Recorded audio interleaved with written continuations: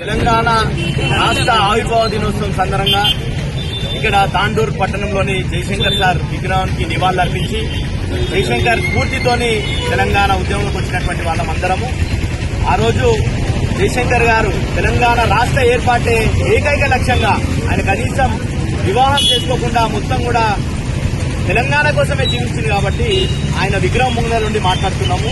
ఈరోజు ఇక్కడ వచ్చినటువంటి ఉద్యమకారులు అందరి ఆవేదన ఒకటే, ప్రభుత్వం గతంలో ఇచ్చినటువంటి మేనిఫెస్టోలో పెట్టినటువంటి అంశాలు, ముఖ్యంగా తెలంగాణ రాష్ట్రం వచ్చిందంటే ఇక్కడ ఉన్నటువంటి వాళ్ళందరూ కూడా కృషి చేసి వాళ్ళ సమయాన్ని వాళ్ళ యవ్వనాన్ని పూర్తిగా అన్నింటినీ కూడా త్యాగం చేసి పోరాటంలో పాల్గొని జైళ్లను కేసులను పోలీసుల లాఠీ దెబ్బల్ని అన్నింటినీ భరించి తెలంగాణ రాష్ట్ర ఏర్పాటు కోసం కృషి చేశారు కాబట్టి వారిని ప్రభుత్వం గుర్తిస్తామన్నది గతంలో గత సంవత్సరం జూన్ 2 తారీఖు రోజు లిస్టులు తయారు చేపించి కలెక్టర్ల ద్వారా పరేడ్ గన్స్ తీసుకుపోయినరు.